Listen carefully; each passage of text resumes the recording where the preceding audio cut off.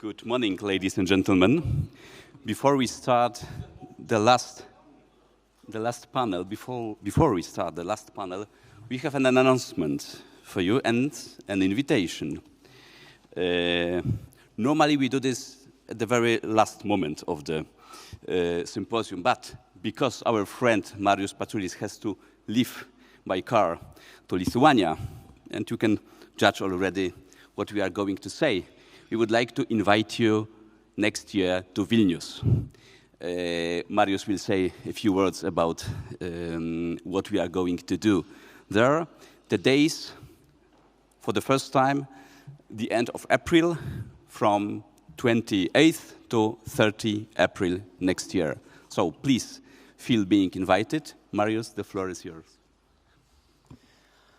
Dear colleagues, I am so proud and happy to confirm that the next year, from 28th to 13th, we are inviting you to visit the beautiful capital of Lithuania, Vilnius. What I can promise, I'm promising you the relevant content, very attractive discussions, also delicious food, very good cultural tours, and also what I can't promise you, it's the nice weather that we had here in Bratislava last few days, but we will do our best. So we will work on this with a very professional team of ENRS, and I am so happy about this. So please put those dates on your schedules, and I'm looking very forward to see all of you in Vilnius next year.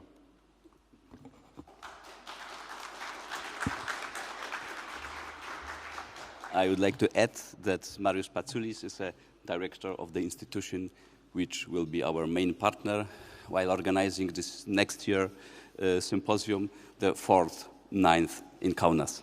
Thank you, Mariusz. And now let's start the last discussion. Thank you. Thank you very much. Thank you very much. It's my great pleasure that I was asked to moderate this last session. If I may, I think that all of you are absolutely free people, but if some of you could move here, we have plenty of space. It would facilitate our discussion much easier because I would like to engage the audience. So if some of you would occupy first 2 rows, it would be optically for panelists quite pleasant. My name is Pavol Demeš, and I will moderate this panel of 5 very distinguished and diverse speakers who will be talking about Dissonances of Memory, Europe United or Divided, which will conclude your 3-day conference. And since I am Slovak from Bratislava, I would be more than happy if there would be any questions then related, since we have almost 2 hours for this, related to Slovakia and our distorted memory. I would be more than happy to comment on anything and add to this distinguished panel. I think that I am particularly happy that organizers decided to host 14th European Remembrance Symposium here in Slovakia, because I'm sure several of you have never been to our capital city, and you could discover this 33-year-old nation or country, state, which is still building statehood, institutions, and identity. I think that it is still a little bit like laboratory of memory and also trying to identify who we are, how we fit into overall architecture of Central Europe, Europe, or broader space. So I think that you discovered, I'm sure, several of artifacts and places from the past, but also discovered city which is quite vibrant. And nowadays, since tourist season starts, so we have plenty of students coming from all over and also tourists. With this, let me introduce the panelists first. I think that organizers did very fine job from the point of view of diversity, because To my left is Professor Mark Bassin from Center for Baltic East European Studies from Södertörn University in Stockholm. But Mark is specialized in history of geopolitics, identity issues, and I think that he will bring to this panel also a little bit American view, because from accent you will immediately see that Mark is an American. And I think that this would be very important also during our discussions, since nowadays US foreign policy and overall transatlantic politics has changed, particularly in last 1.5 years. So I think that it would be lovely if Mark, besides your geopolitics, identity issues, you may then shed some light or comment on how you see a country of your birth. Then next is Georgiev Institute for Human Sciences, Central European University in Vienna, nearby.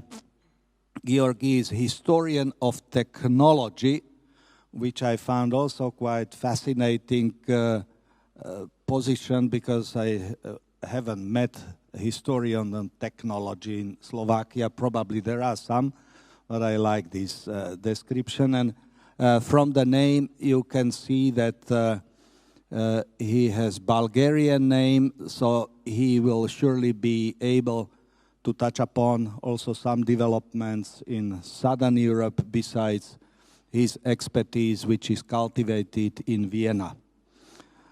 Professor Heidi Hein-Kircher is from Martin Opitz Library, Ruhr University in Bochum, Germany, and Heidi is expert on history of politics and memory cultures, published multiple books, and Heidi told me that she's been to Bratislava several times and is following some historical trends also in this country. And then we are moving to southern neighbor,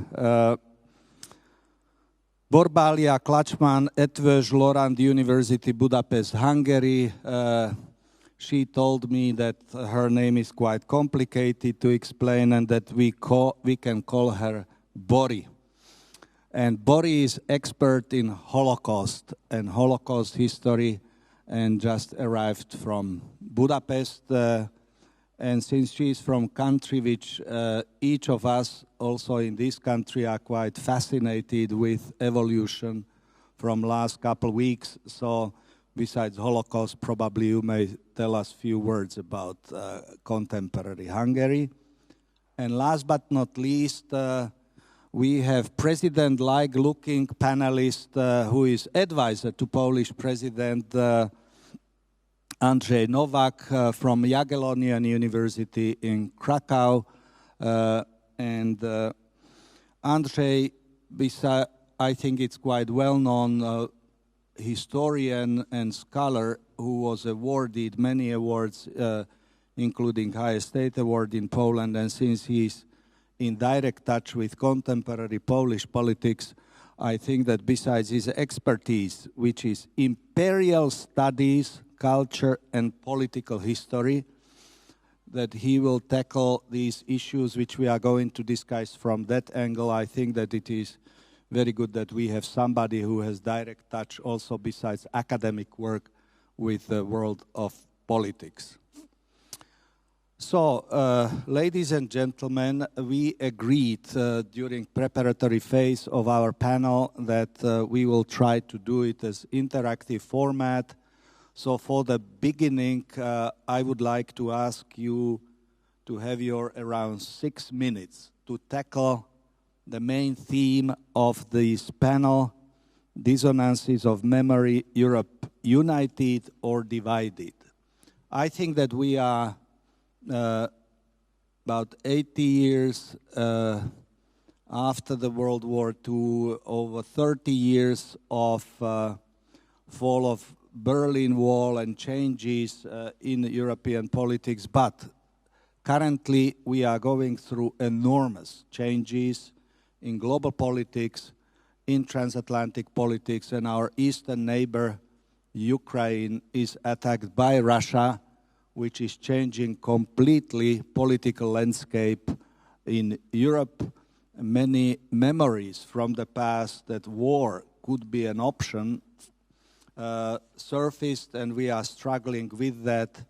And just last night, big news is that a Russian drone hit Romania and injured 2 people. And we are dealing with realities of this time.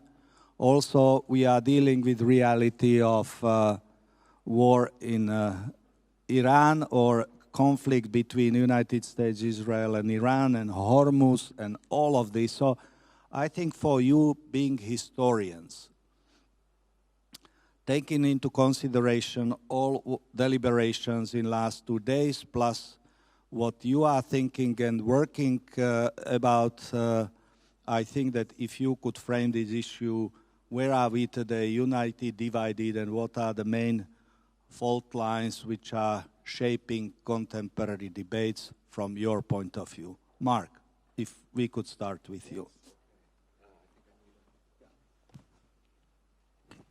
Okay, thank you very much for the introduction. I'm very pleased to be here. My first time in Bratislava, beautiful city. One of the suggested points of discussion that was the organizer suggested was the topic of civilizations as a framework for understanding current developments. And I work on civilizationism. That's actually my research focus at this point. So I thought this was something I could talk about. And there are 3 points I would like to make in regard to the civilizationist discourse. The first, and this is something that you've heard already quite a bit and probably knew even before you came to the conference, is that civilization is many things, but among others, it is a memory project. It is constructed through selective historical remembrance.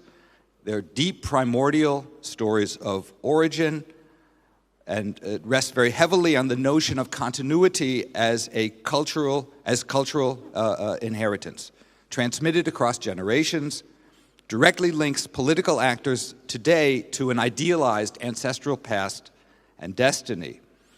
The effect is that the past is transformed or mobilized, and that's a word we've heard quite a bit, as an important source of collective identity, the basis for defining the civilizational community, who belongs to it and who doesn't.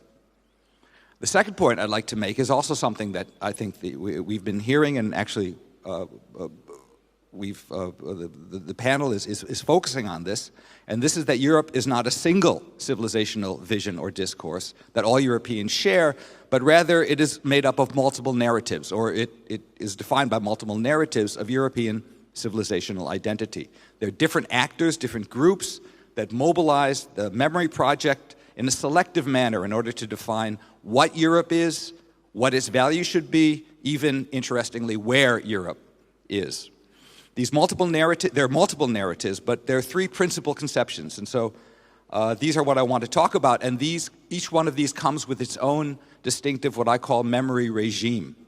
So to begin with, there's the liberal universalist Europe, which is very much associated with the Enlightenment. It's animated by universal principles of human rights, democracy, rule of law, something we see expressed quite clearly in the values of the European Union and in general in the post-1945 international liberal order. The memory regime of this particular narrative emphasizes the Enlightenment, it emphasizes the victory over fascism, the Holocaust, and international reconciliation after 1945. And history is seen as a progressive overcoming of nationalism and of international conflict, a cumulative reconciliation, cooperation, and integration that finds its form, of course, its culmination today in the principle of the European Union. The second narrative, which we can call the Christian conservative narrative of Europe, in which identity is anchored in the moral and cultural legacy of Latin Christianity and traditional social institutions. The core values, Christianity, traditional family structure, by which is patriarchal family structures, and the principle of national sovereignty. And the memory regime here draws precisely on this Christian legacy, both in antiquity and, quite importantly, from the Middle Ages, the notion of the medieval defense of Europe against external threats and invasions from the Ottomans and others. Finally, the third narrative of European civilization is an ethno-civilizational concept. Europe is primarily a community of peoples rooted in a common ancestry, ethnicity, and indigenous cultural heritage. The civilization is not a matter of universal values, it's not a matter of religious doctrines, rather it's rooted in a biological or ethno-cultural continuity. The core values here are ethno-cultural homogeneity, demographic preservation, resistance to multiculturalism, and resistance to immigration. And history is interpreted then the regime here, a struggle to maintain integrity of Europe's native populations against dilution from without. So the first 2 points then, and the third is that, and this is something that I think has been, well, it's been noted, but I think rather less, and so I'm happy to be calling attention to it here, and that is that in the present day, these civilizational narratives are connected to very particular political and geopolitical projects. They're competing interpretations of the past, but they're not only that. They are selectively organized historical experience, which is then deployed, mobilized once again, to legitimize a particular ideological and memory project, which ultimately become political and geopolitical projects. So by interpreting history as evidence of a distinctive civilizational trajectory, these narratives frame contemporary conflicts and policies as part of an existential mission to preserve, to revive, and to defend the civilization in the present. So very briefly, and just in conclusion, what does this look like for the three alternatives, the three options that I've outlined? The liberal universalist narrative, the political project here, the construction of a supranational, of a harmonious supranational liberal order based on democracy, multilateralism, human rights, rule of law. The geopolitical project here, the further consolidation of the EU and the rules-based international order. And this would be then support for enlargement and the spread of Europe's normative influence further across Europe and even beyond. In the case of the Christian conservative narrative, the political project is the reassertion of national sovereignty and traditional, again, in this sense I noted, traditional moral norms and the cultural primacy of Christianity. The geopolitical project to preserve Europe's civilizational and geographical boundaries with fences and walls when necessary to resist mass immigration and supranational centralization. And finally, the ethnocultural narrative, the political project to defend ethnocultural homogeneity, demographic continuity, immigration and multiculturalism are seen as the most profound civilizational threats.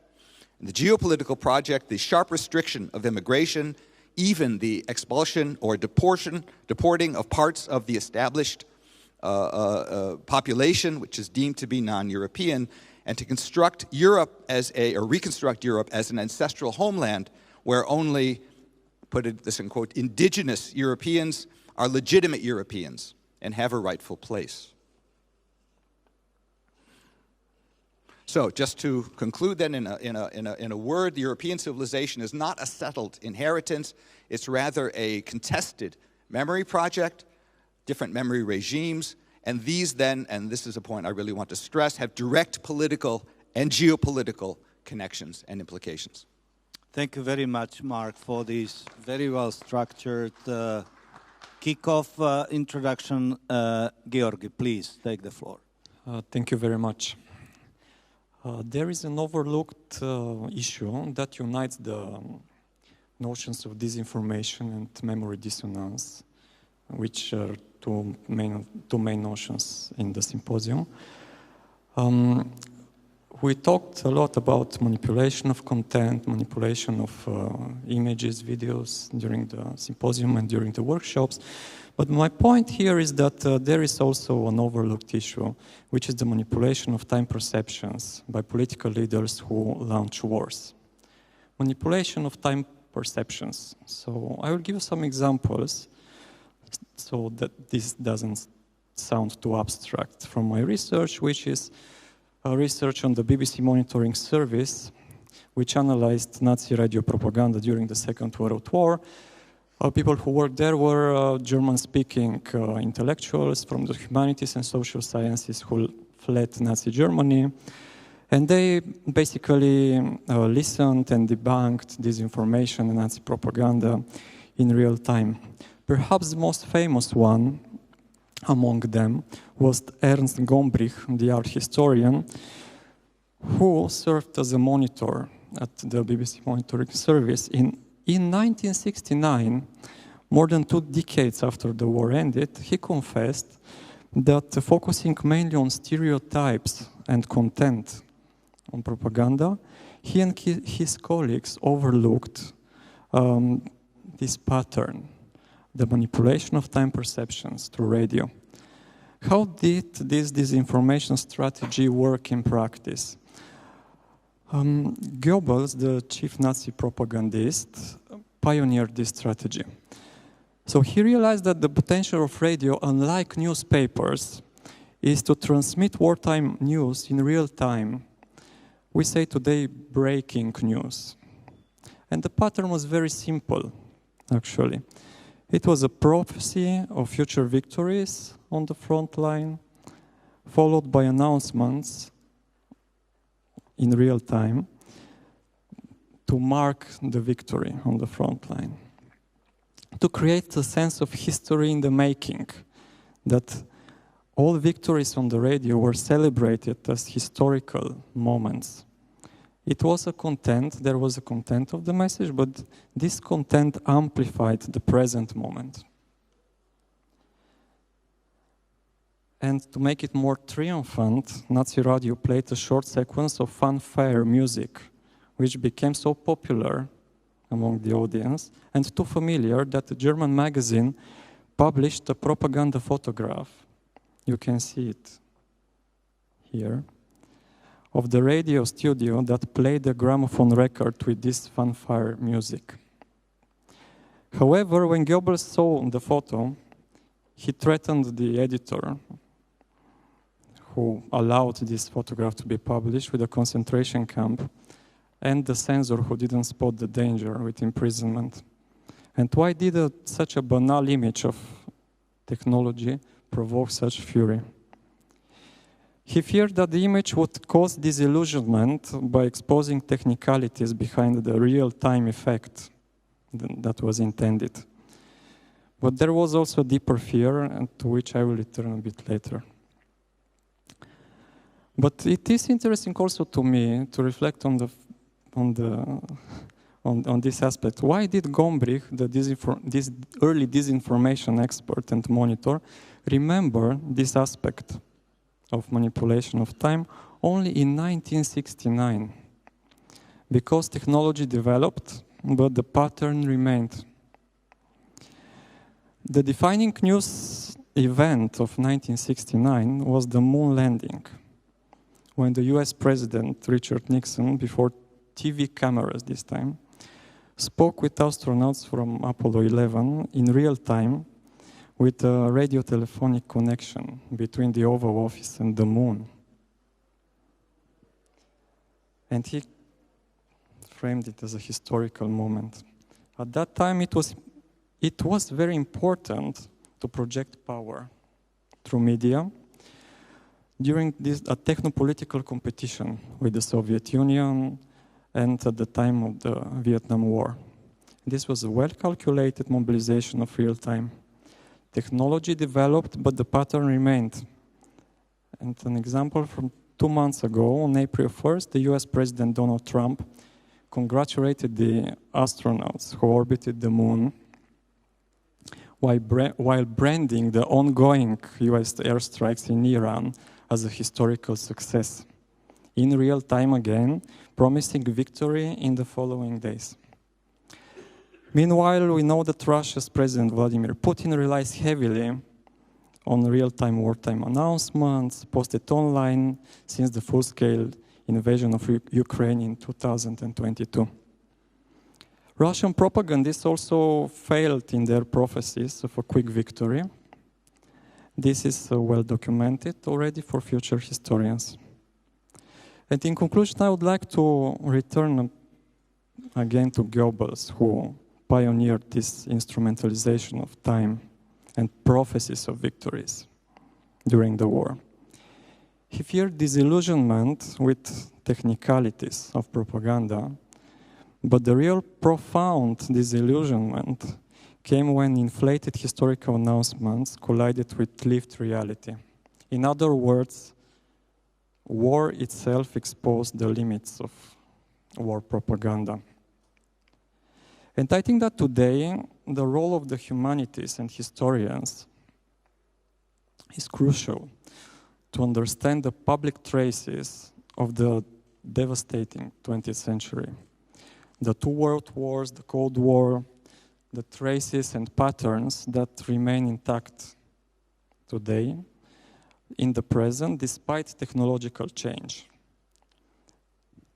We should also refuse myths of triumph, to challenge political leaders who launch wars while pretending to control the course of history in real time. And not only to analyze and to tackle disinformation and dissonances of memories of past events, but also to anticipate similar repeated patterns and risks for today's news ecosystems. Thank you very much. Thank you. Thank you, Georgi, very much. And Heidi, now your turn. Thank you very much for inviting me and having my thoughts here. We were asked to be quite open and also to be a bit sharp for engaging you into the discussion. So please see that I try to be a bit provocative in order to activate you. If we talk about dissonances of memory, this is the title of our panel. And the question is Europe united or divided in memory? And how can we unite, create a common memory? I would say it is nearly impossible. We have, and this is, to put it quite simple, their main topics of narratives. And even the intensity of memory cultures all over Europe is quite diverse.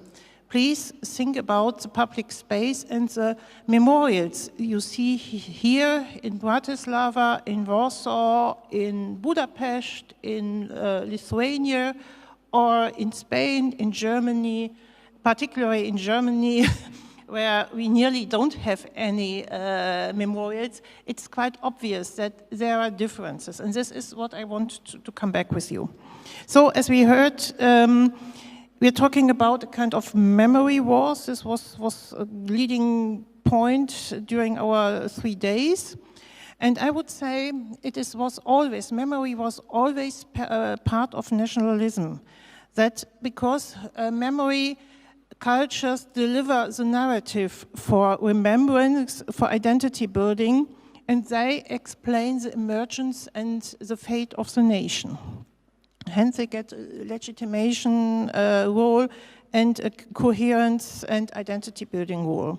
So memory cultures are always, they have a fundament which is a historical event, a person, etc., which has to be explained through narratives, which to my mind are political myths because they are silencing something or glorifying something, events, persons.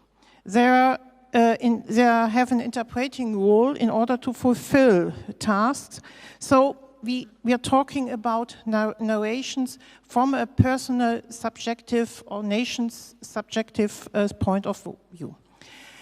So there is a dynamic we find always. It is combined with nationalism, and hence each nation has its own interpretation of historical events. And but even if there are these own interpretations, I would say, and I studied a lot on Eastern European memory cultures, political myths, I would say there are 3 main topics which I want to cluster now. First, it is the nation-state founding as a result of World War I.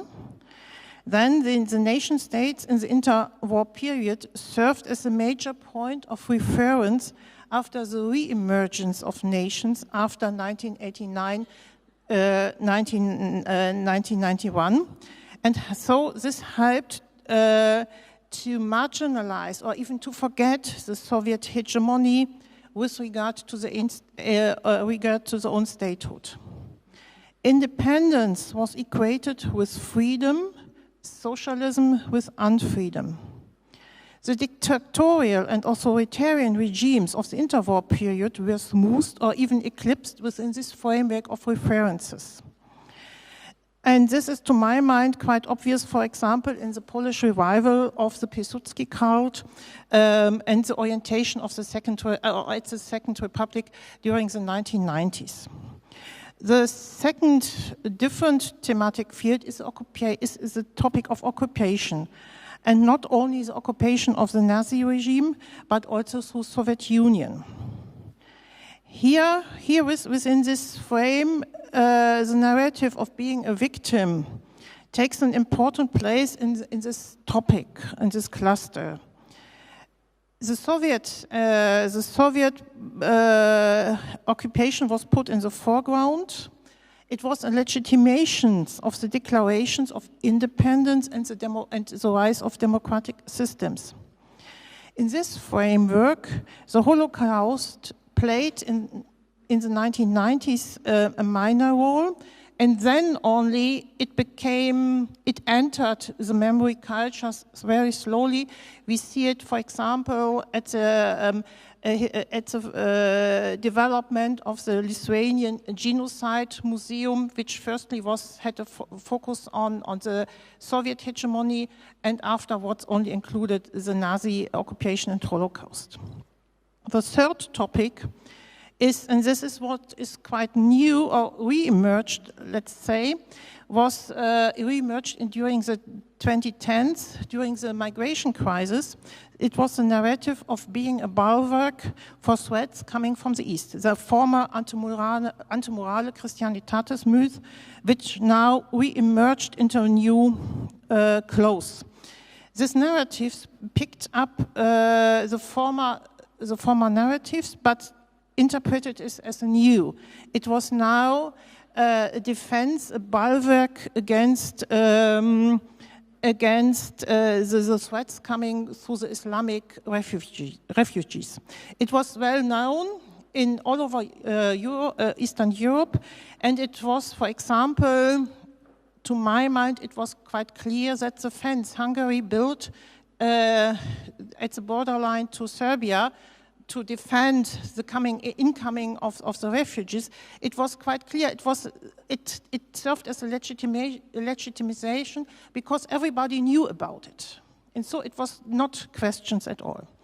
So I would say we have dissonances in memory. And I would say we have these dissonances relay in the intensity of history.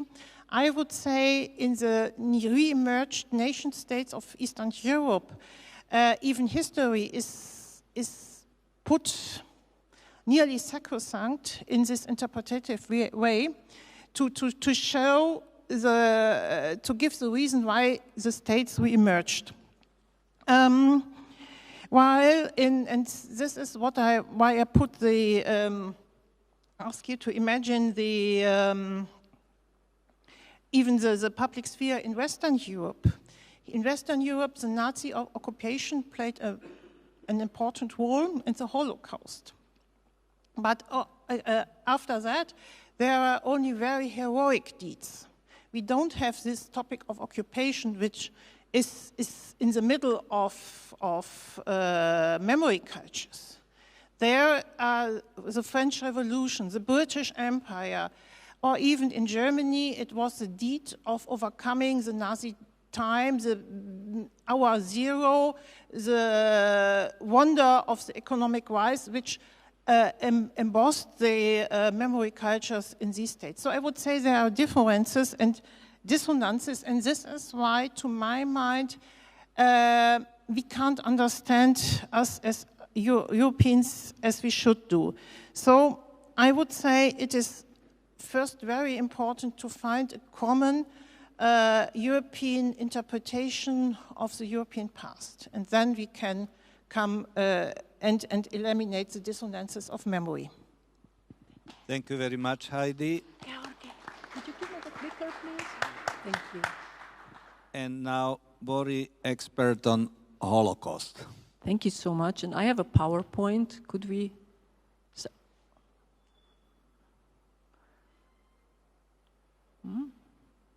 Yes. Thank you so much.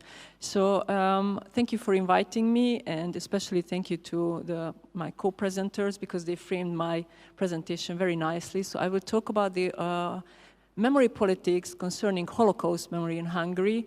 And I could use Hungary as an example, because I'm pretty sure that similar processes happened in several Central European countries.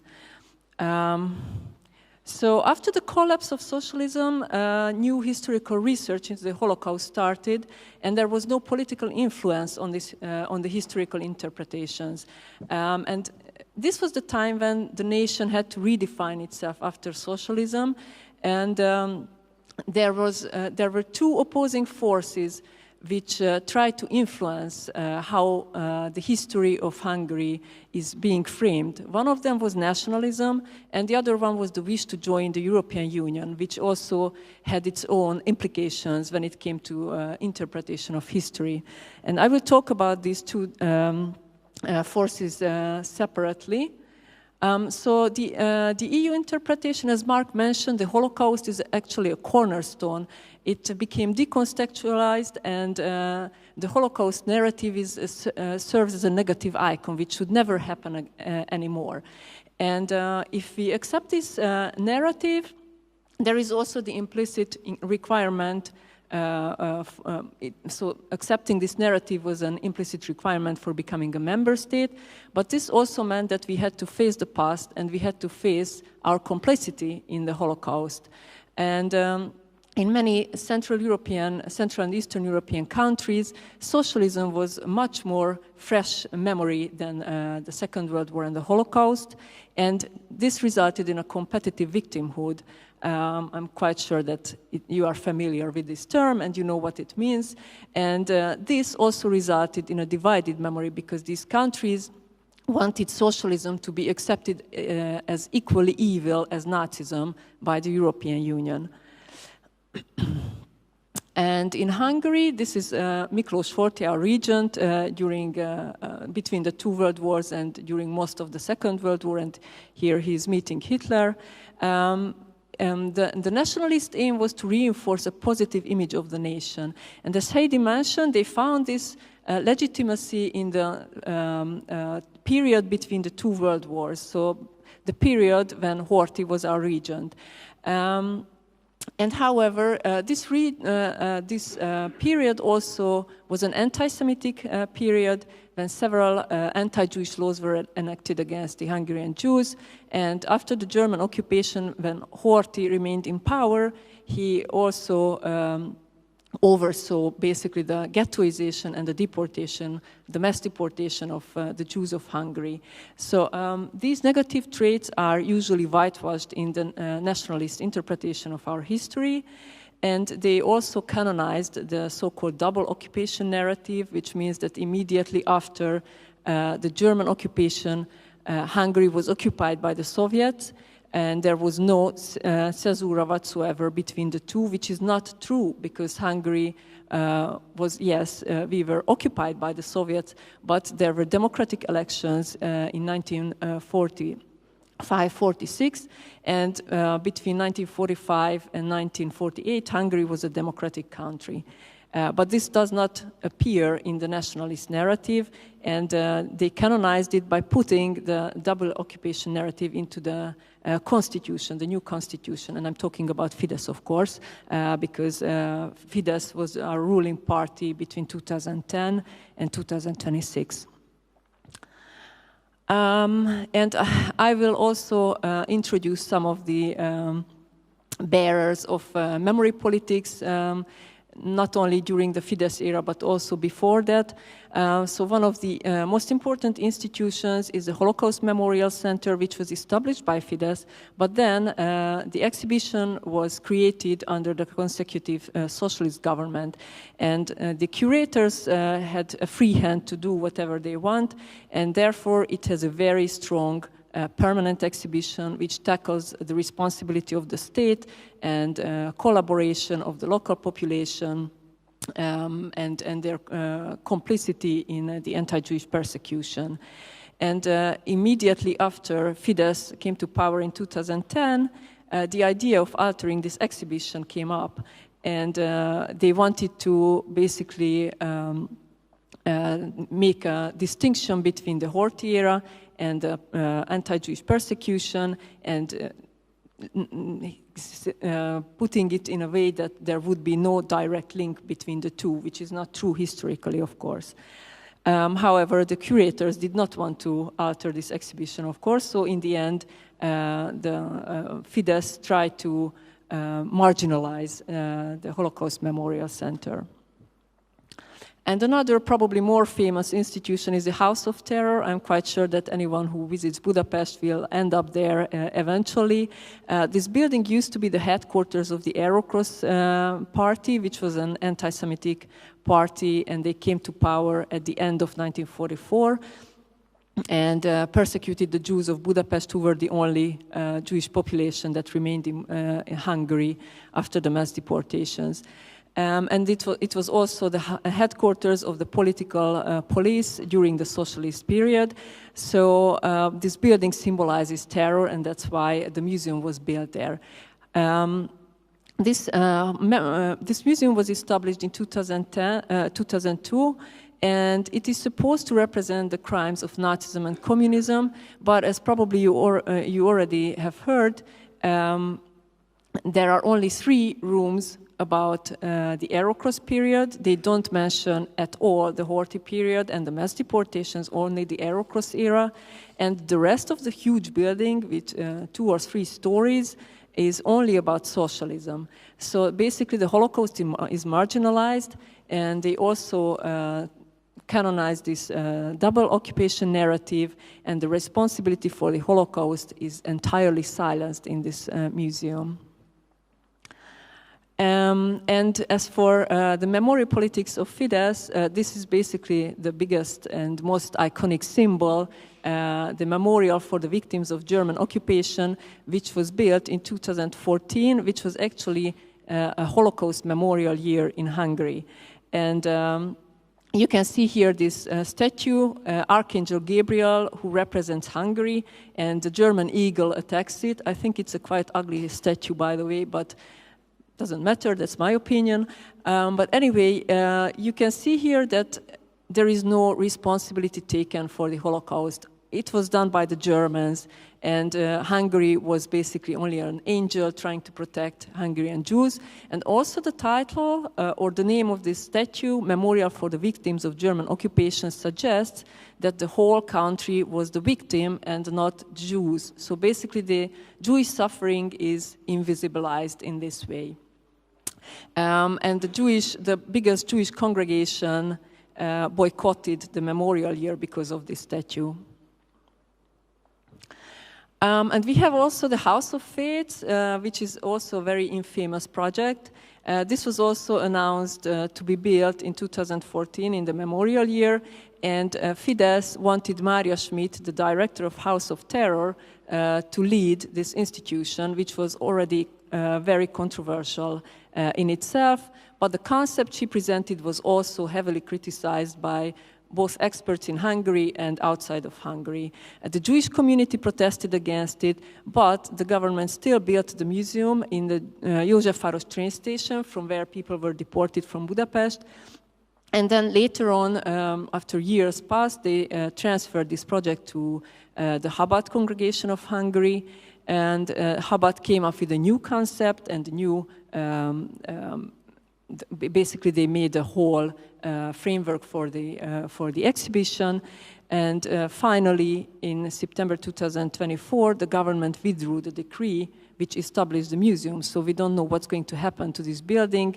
Lots of millions of forints went away for building it and maintaining it, and now it's just there, it's empty, and no one knows what's going to happen.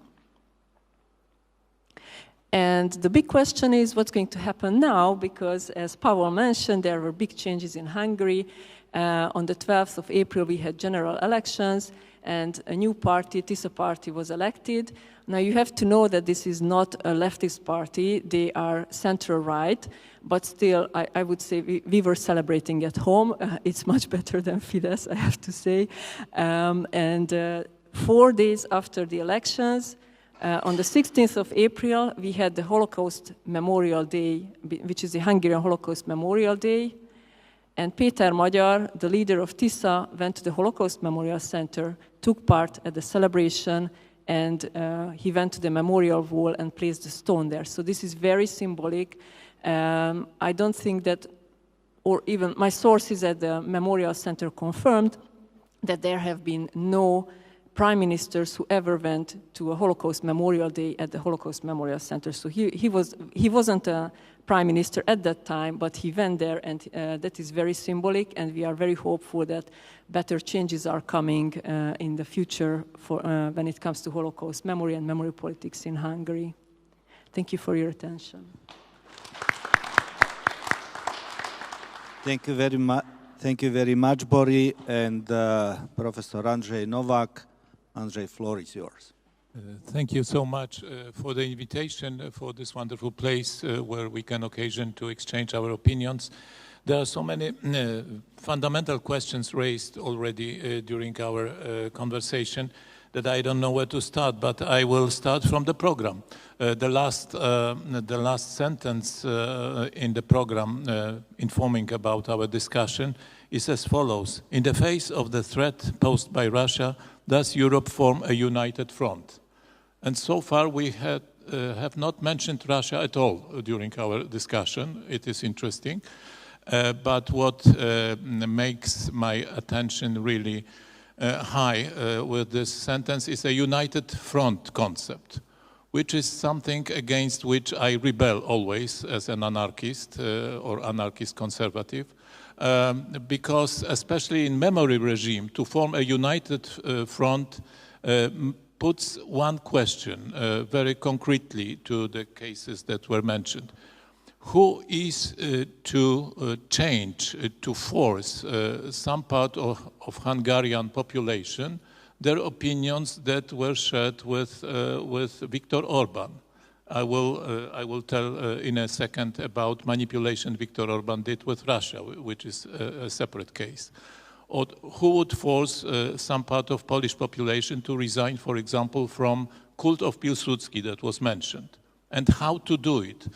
What makes, I would say, authority for such a change? And where is this authority? That's simply a practical question, a question of power, actually, a question of power.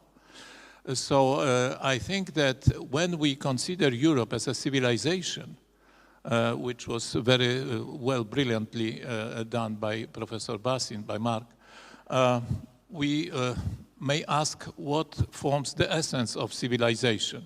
And I think this is not just a good toilet or a good restaurant in the city, but civis, that is a citizen that is not only ready to defend his civilization, his community, or to participate in its political affairs, but first and foremost to speak out freely, to discuss, to debate. This is something which exactly is lacking in Russia, for example. So in that case, I would never call Russia a civilization because there are not citizens in Russia. There are only subjects. Going back to the essence of our today's, from the very beginning of our today's exercises, so to speak, the first workshop, manipulation or disinformation, how it influences the talk about common memory, united front. I think We can mention exactly the example of Viktor Orban, which was quite unexpected to me, that he managed so effectively to turn a large part of Hungarian population to turn back to very vivid, as it seemed to me, historical real experiences of Hungarians by Russian intervention. I mean 1956 and 1849, which was something very important for us Poles as a common experience of Poles and Hungarians as being attacked and deprived of freedom by Russian, geopolitically speaking, because of course in 1956 it was Soviet Union, but still it was connected with Russia, intervention. And somehow Russia became a great friend of Hungary in the past few years. And that was a shocking example of, I would say, effective capabilities of government, of power, to influence memorial perspectives, so to speak.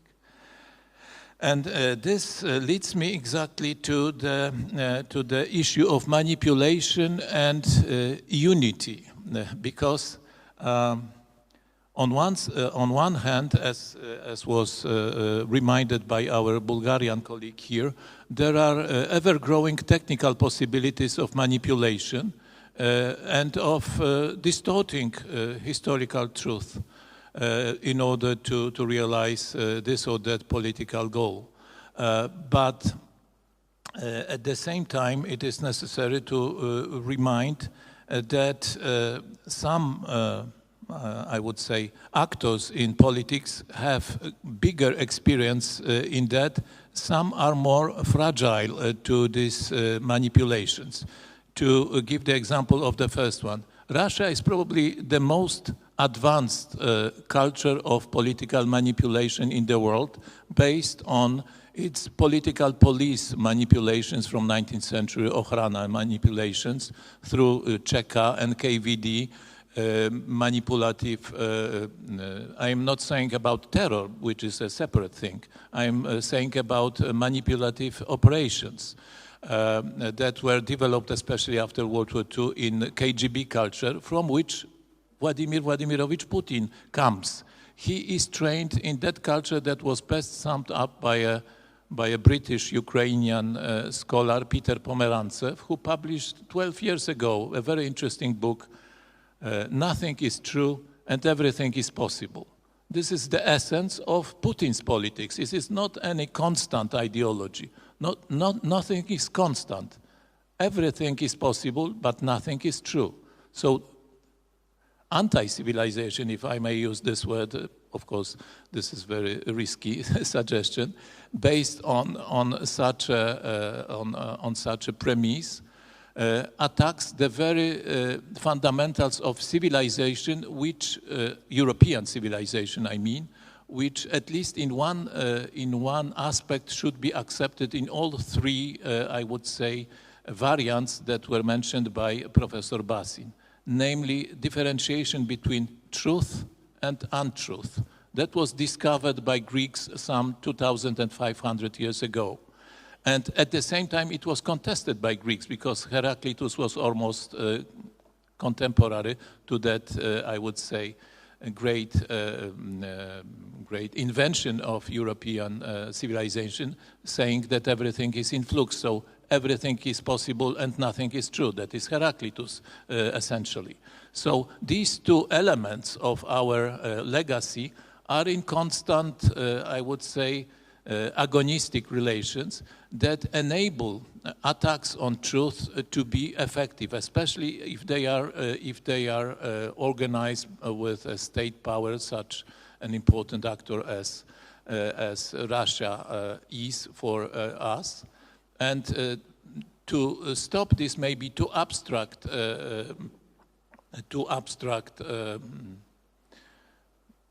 conceptual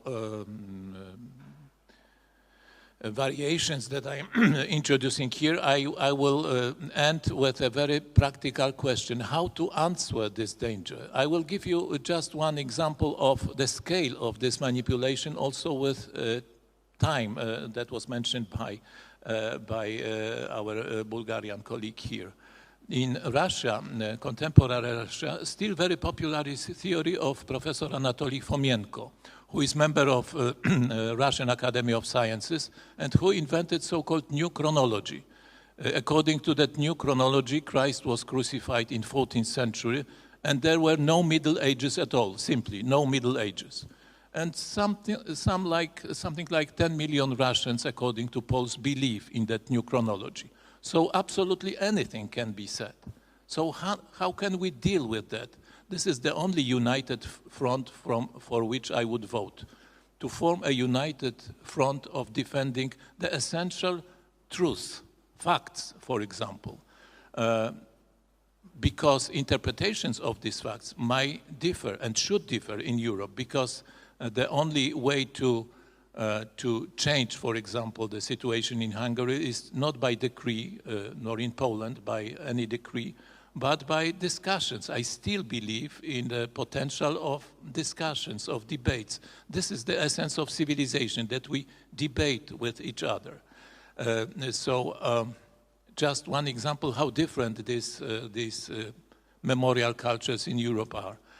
Just 2 days ago, I listened to a lecture by a Ukrainian colleague who commented on the memory of Holodomor in European countries. And one of the very few, probably one of 2 countries in Europe that did not acknowledge Holodomor as genocide is Spain. Simply, Spain denies that because of a completely different, I would say, perspective.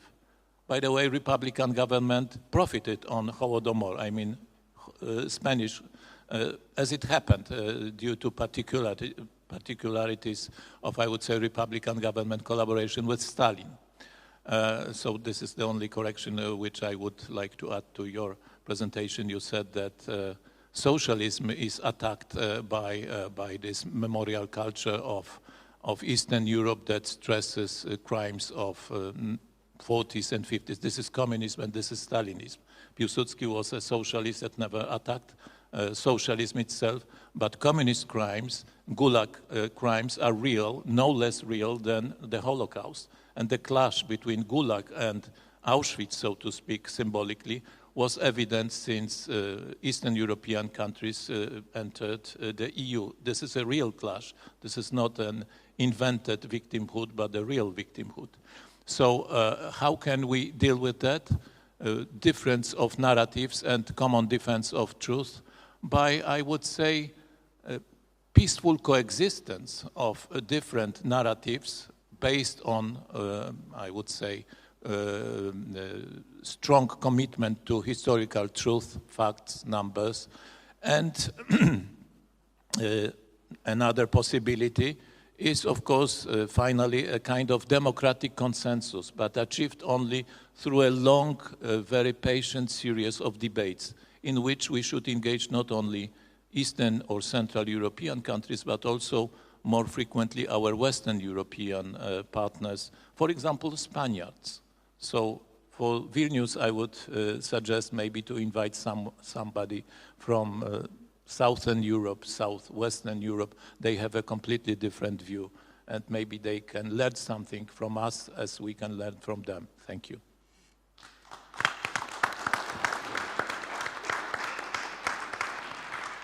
Thank you very much. This was very rich, 5 interventions. So what I would suggest, I will ask each of you now targeted question while I was carefully listening and looking at your, thinking about your presentation, but also looking at your background. And before that, one thing just related to Slovakia, how manipulated, easily manipulated nation we are, based on all public opinion polls. And the Globsec organization looked at Central Europeans, who is most vulnerable to manipulation, including historical facts, and we are winning country.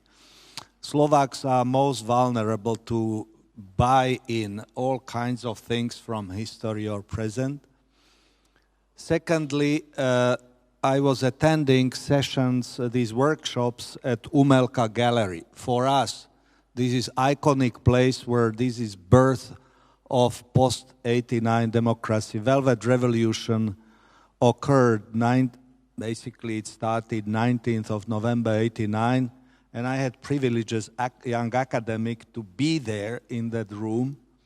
And for us, this was breaking of history, and many of us, a couple hundred of us who've been there, people from various walks of life, our lives and professions were changed in that building.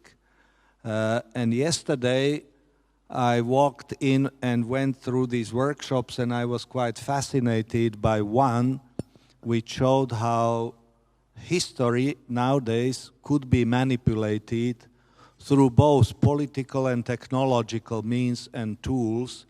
I thought that for historians, whom we desperately need nowadays in era of manipulation of public and winning in elections, history is becoming more and more used in clashes and competitions around all elections. And including United States, which 4th of July will be 250th anniversary of founding of the United States. And we are learning more and more from US President, who is becoming master of new technologies. And one can hardly distinguish on his own social truth platform whether this is AI or whether this is him.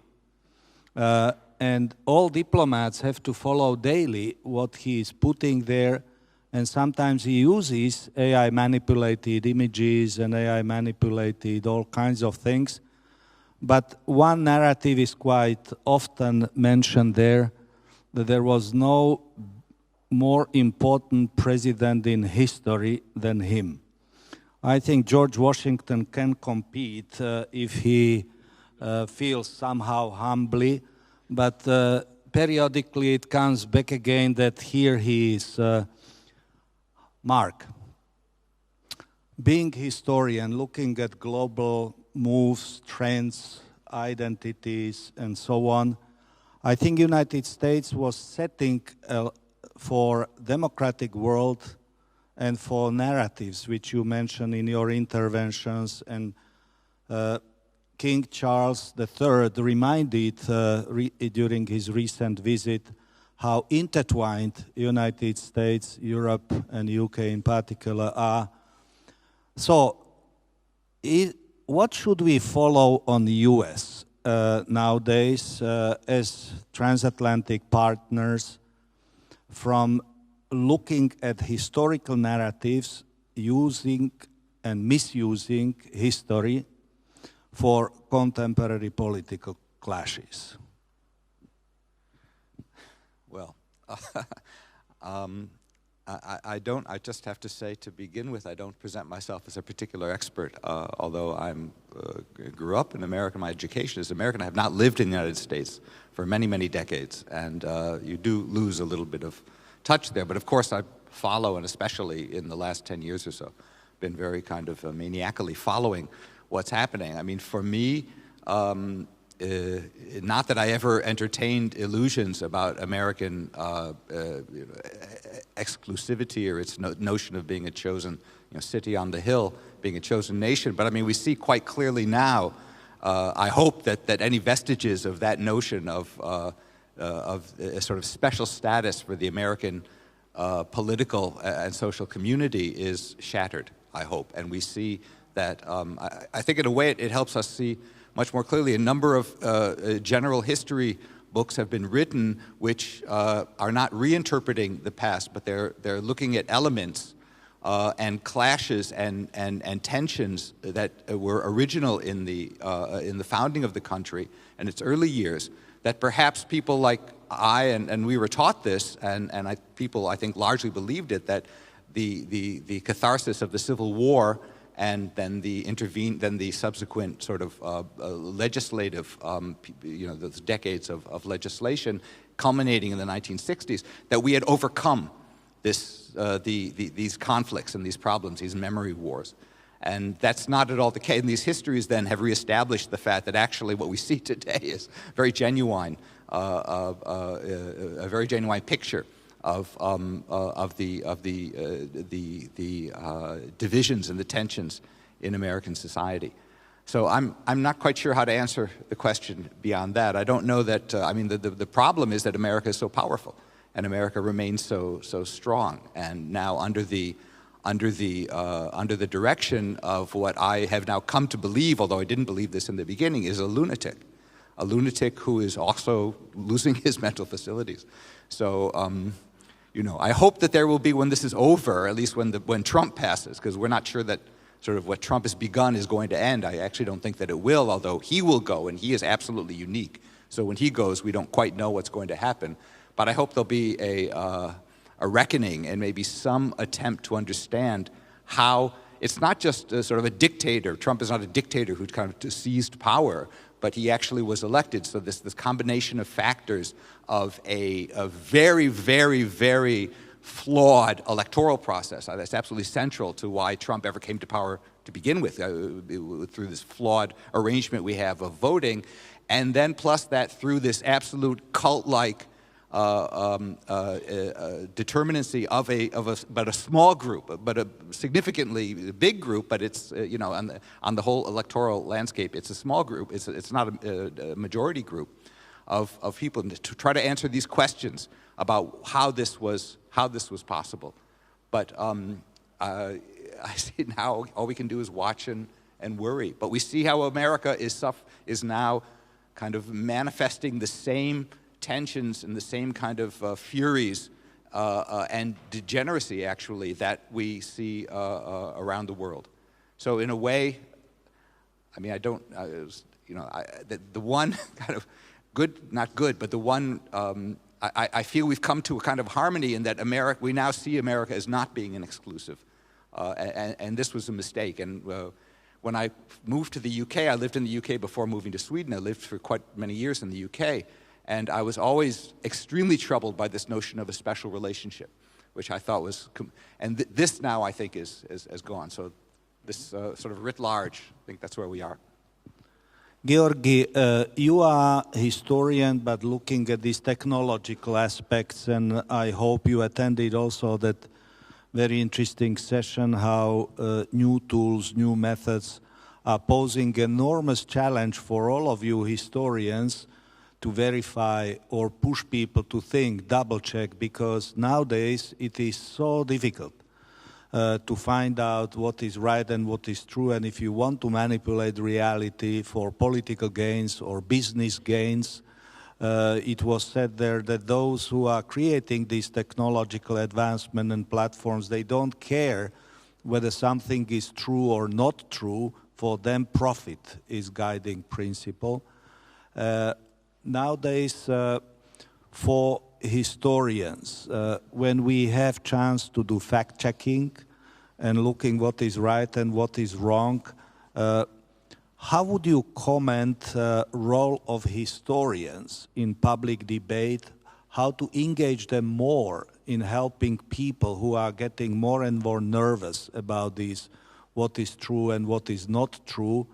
And Pomerantsev's book is classical thing because he is Russian, but he is brilliant in also as public speaker. I attended several meetings, so he's very convincing. But how would you assess role of historians in dealing with broader public debates, and what would you suggest for future students of history once they are enrolling, what they should learn more to be equipped to be part of this debate and helping public to sort out what is true and what is lie and manipulation? Thank you very much for this question. 2 points for future historians. First, we had a very interesting discussion this morning during the workshop on manipulation and disinformation. Historians should focus, and I agree here with Professor Nowak, of being united to look for truth, to look for facts, and to insist that facts are leading. It is easier, we had this discussion, to tackle disinformation and manipulation, especially for young people who are familiar with technology. It's easier, but it's more difficult for them to look for truth, to look for evidence. And when young people and students of history, for instance, disagree with the statement, certain statements in the public sphere, and when, of course when they have doubts and this is manipulation, the first question should be a question about evidence. Evidence is the basic starting point for all history research, and this is the evidence, looking for truth, looking for facts, and it is difficult. It is difficult and it requires effort and being united to defend its value as historians, as journalists, as people from the humanities. Second point, it is really an issue, I think, that the big technological companies nowadays, they don't really have this notion of open debates about the algorithms, about technological tools, about the way these systems are made. But I think that humanities, scholars from the humanities, intellectuals from humanities, from history, should also insist and to be more courageous, to be involved actively in these debates and not to be uncomfortable and uneasy using technological terms and talking about technology. We also have to stress the importance of humanities in this debate. And it is also important for future historians also to start learning and engaging with the vocabulary of technology from the very beginning. Of course, political history is important, but together also with the vocabulary of technology in order to be more confident and to participate in these debates which will be crucial for the next generation on AI, for instance. Heidi, you are coming from Germany, which particularly in last few years has undergone profound change after Russian invasion to Ukraine. Germany was always viewed, okay, World War II and Holocaust sufferings and so on, but suddenly everybody would like to see Germany more strong in military terms, for example, which was unthinkable, because we thought that Germany should be just sort of without military industry. Now, German political doctrine has changed profoundly, and within few years you will have the strongest army in Europe, together with France, Britain, Italy. Germany is now helping to shape like new European strength, because Donald Trump said that, okay, Europe needs to deal more with its own thing, probably withdrawal of American troops from Germany, we will see soon, and so on. Where are we today as Europeans under these circumstances? Do you see that we are building something like more European identity? Because after enlargement of European Union, Central East Europeans join in, and now still this debate, more federalization, less federalization, coalition of willing, there are all kinds of concepts now. How should we deal as Europeans more with trouble spots, be it in East or South? How would you comment on that? Oh, I think this is one of the very complicated positions. I would say, and I have to go back to Scholz's speech in front of the Bundestag on the Zeitenwende, the change of times, and this was point for historians. It wasn't astonishing, or historians working on Eastern Europe, it wasn't astonishing at all, but for the broader public and even our politicians, it was astonishing that Russia became more aggressive. It was a kind of were being very comfortable. And now I'm coming more on political opinions than my research. But I would say that we Germans were quite comfortable in referring to the Second World War and the consequences for memory cultures, the consequences for politics, that we are quite a big country, have quite a big population, but we don't want to be very military. And this is the paradox. We are now here, and I would say one of the internal crises we have as a German society is today that people haven't accepted the new role because of the new situation. It was comfortable to be silent, not so military engaged. It was comfortable to get gas, which was quite cheap, and so on and so on. And now the world situation is different, and we have multiple crises. We have changes in political values because of changes of technologies, but also because of other.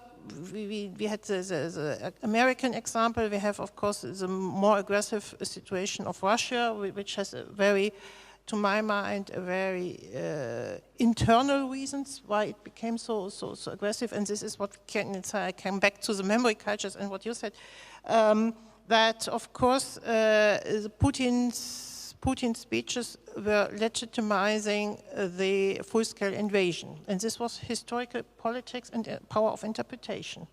And this is what we are lacking now, and coming back to you.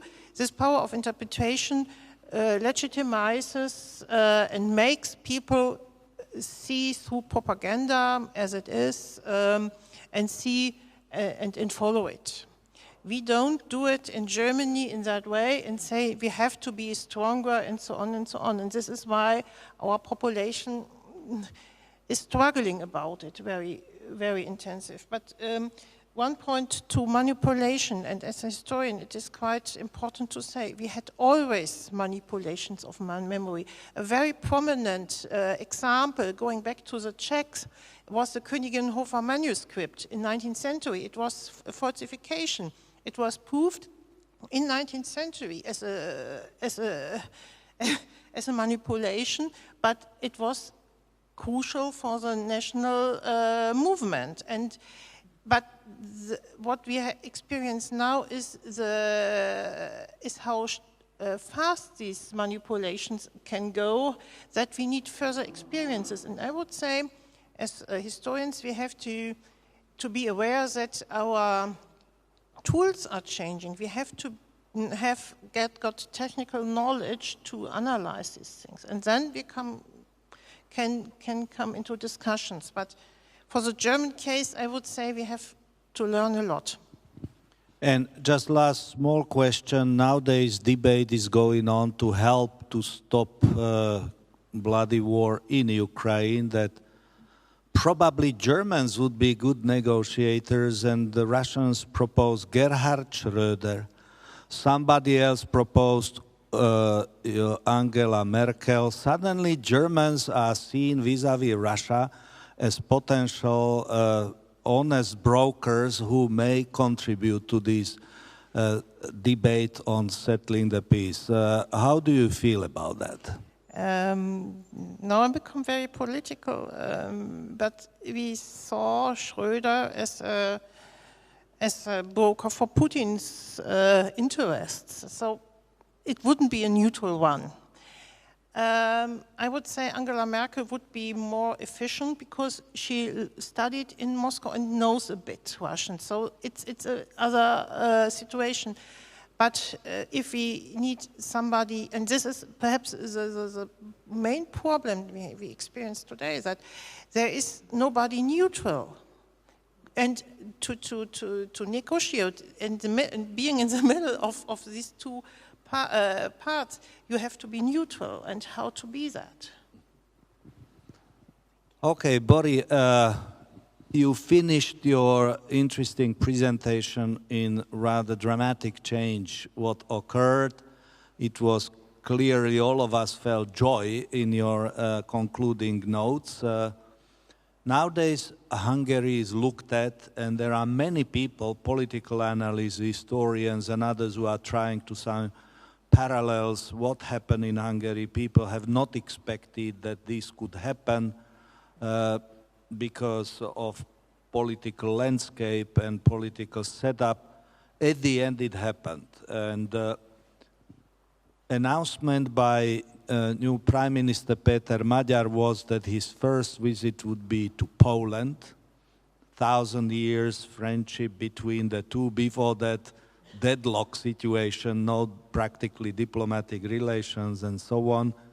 Second visit, Austria and then Brussels, and we will see. We are waiting here when we will see him here, but nonetheless, if you could expand a little bit on your conclusion that he came and was first prime minister who visited the Holocaust Memorial and so on, how you see first steps of new government, both prime minister and Anita Orbán, your new foreign minister, in overcoming some deadlocks which we saw in the region, or also deadlocks how Hungary was viewed vis-à-vis European family. And if it could go beyond Holocaust issue, but in broader terms, because Hungary has now positioned that many people are looking at lessons learned. So some of the lessons learned by you as well. Yes, thank you so much. So the first lesson is that you have, as Professor Nowak said, you have to debate and you have to go out to the people and talk to them, because that's what Péter Magyar did. For 2 years, he was touring the entire Hungary. And because you all know that Orbán had the entire media in his hands and he could communicate whatever he wanted, and everyone, especially in the countryside, they only got these messages from the government's messages, and the entire propaganda, the entire image, the entirety of their messages were built on this, that they could reach the masses and communicate whatever they wanted. And now this was challenged by Péter Magyar. He went to the countryside, he visited I don't know how many hundreds of villages and towns, and he had speeches and he was communicating to the people. So this was super important work, and I admire him for that, because you couldn't see any politicians doing that in Hungary for ages. They were just sitting in the parliament and debating amongst each other, and they never talked to the people. And he did that, and that's the result. He had a landslide victory, even despite the electoral system, which has been very distorted ever since the Fidesz government started to manipulate it. So basically that's the recipe. You have to talk to the people and you have to tell them what lies the government has been feeding them, and why these things are not true, and what could be an alternative. I think that was also very important, that he had a party behind his back, and they stepped up as a legitimate political force. And I'm quite sad to say that there is no, so far it seems that people are not inclined, they don't have inclination towards the left, the political left, because I think TISA could also be very popular because they are a rightist party, and the left is still associated with the socialist times, which is very controversial because we were great friends with Putin. I mean, Orbán and his party was great friends with Putin. And they somehow managed to feed this to the masses too, that we are friends with the Russians and we have to dislike the Ukrainians because the Ukrainians started the war, etc., etc. But anyhow, TISA, as a moderate rightist party, they were an alternative. I don't think that if they were a leftist party or a socialist party, anyone would have voted on them. But like this, they had the majority of the votes. And another thing is that I see happening, which is a miracle to me, because I lived in under the Fidesz government for 16 years. Basically, my whole adult life happened during the Fidesz government. is that everything they built up during 16 years crumbled within a month. It all fell down, it all disappeared. And right now we are, well, as a historian, of course, I'm very interested in the intellectual side of what's going to happen, because Fidesz built up an entire system of parallel institutions. They have their own parallel institution for the Academy of Sciences. They have parallel historical institutions which acted like they are normative, they are legitimate actors in the intellectual field. But we all knew that everyone who got a position there, they were basically the party. So they were not politicians, but they were historians who communicated the message that Fidesz wanted them to communicate. And we are still waiting for what's going to happen to these institutions. Some people say that they will be eliminated. I would be very happy if that happened, but I don't think this will happen, because in 16 years they legitimized themselves as institutions, but we will see. And on the other hand, which is very important to me, but two more things. So one important thing is foreign politics, of course, because we have pending funding from the EU, and they are working very hard on getting those fundings. This is one thing, and of course our relationship to Russia, which won't be as pleasant as it used to be, hopefully.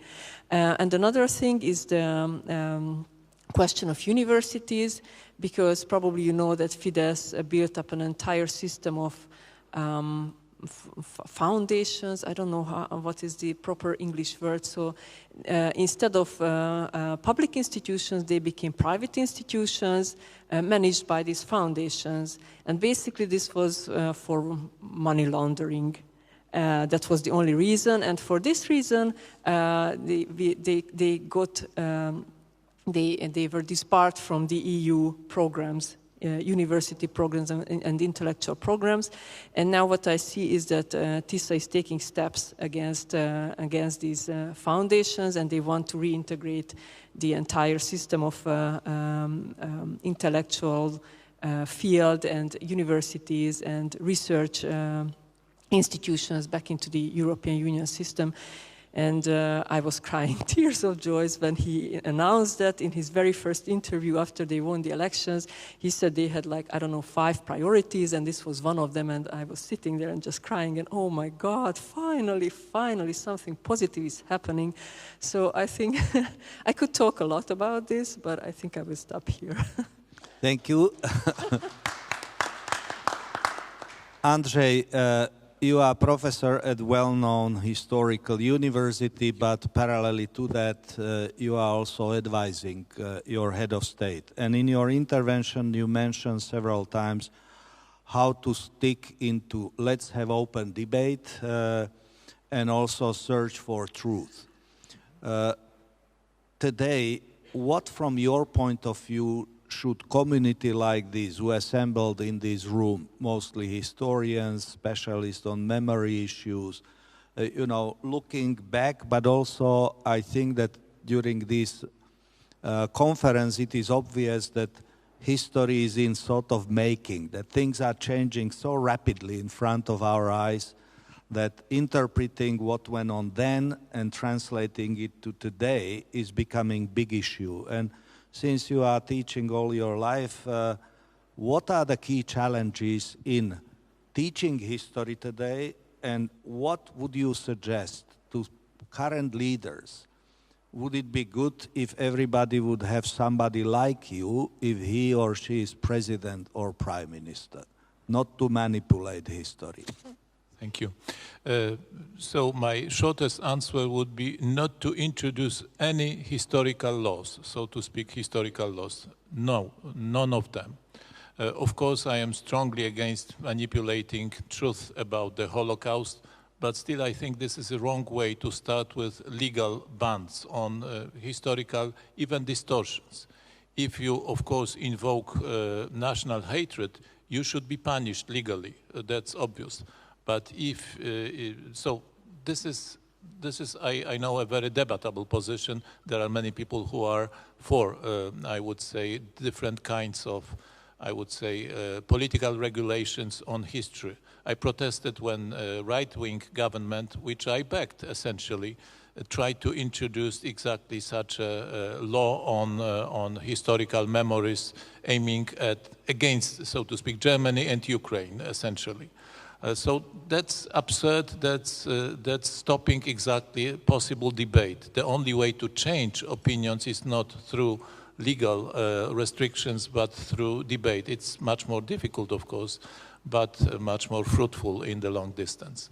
As regards methods that I will encourage, even though we have a very deep, very, I would say, angry division in Poland, there are some hopeful signs in Poland, I mean, signs of collaboration in important issues. For example, 2 weeks ago, I participated in a conference of Polish and Ukrainian historians, big congress, 100 participants, roughly 50 from Ukraine and 50 from Poland.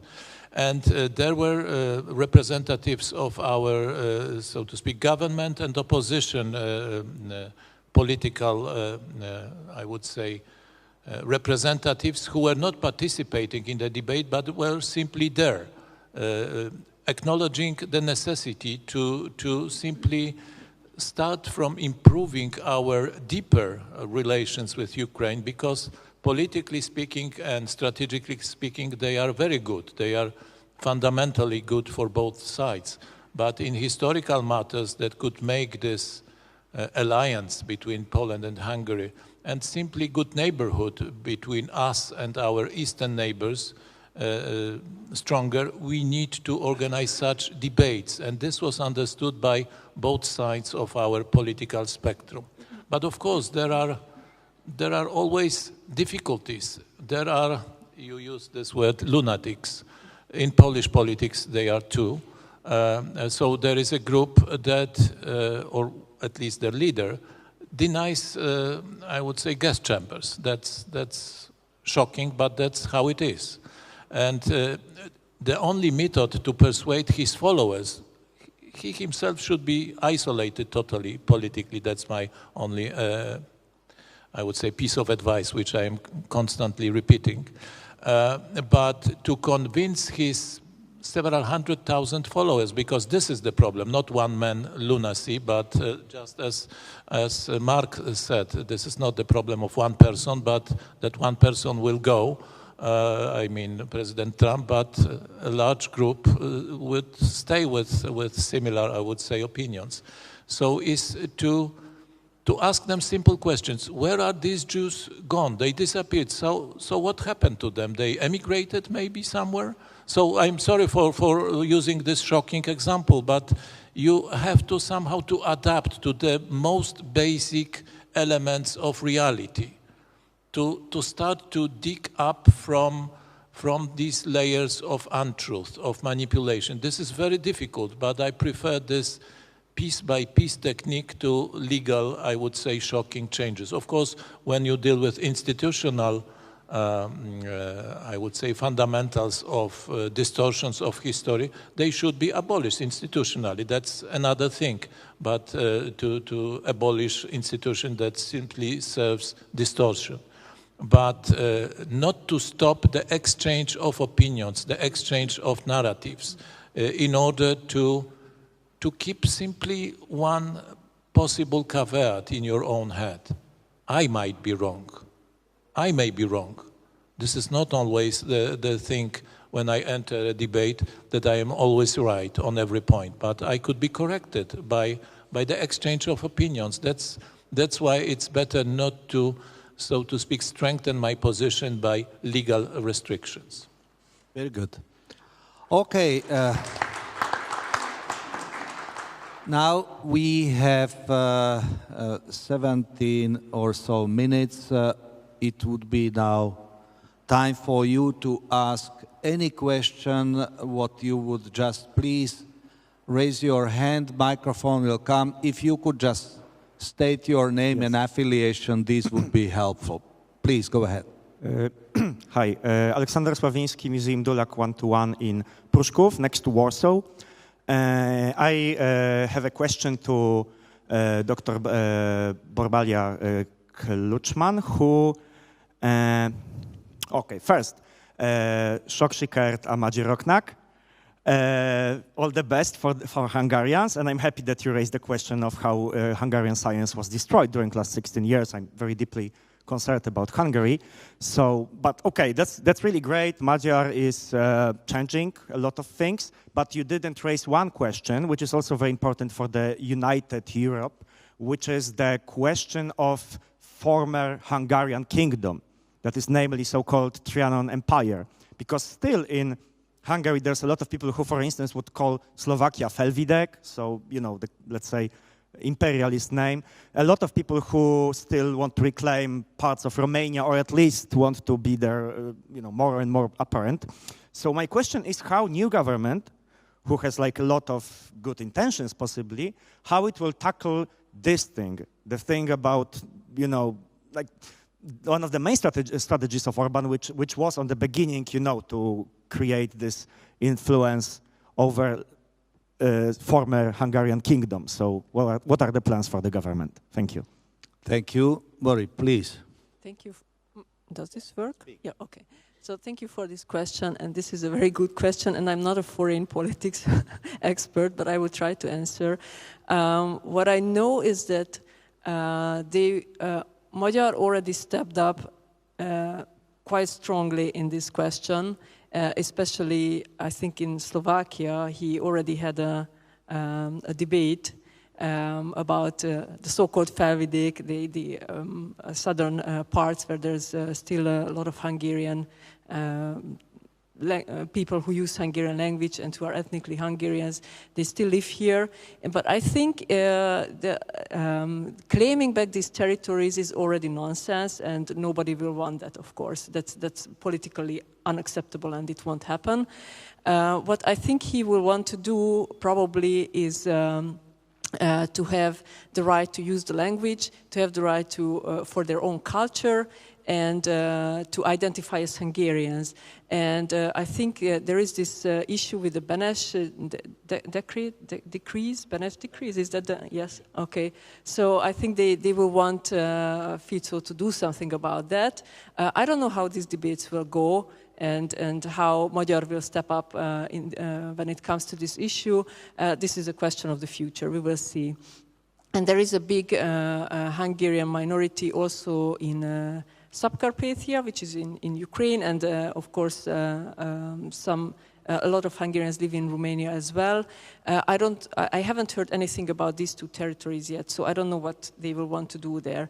What I know is that the Orban government had a very controversial attitude towards these territories, because they spent a lot of money on them. They spent a lot of money on publishing their or bringing their political ideals there and manipulating their political ideals there, and they spent an enormous amount of money. And even now, when Magyar Péter wanted to withdraw the final payment for Fidesz politicians who did not get into the parliament, he said that they won't get it. And they said that they do want to get it, and they would transfer it to a Hungarian school in Subcarpathia. And then it turned out that they had already paid billions of forints to this school, which is absurd for one school, because one school cannot spend billions of forints. That's like tens of thousands of euros.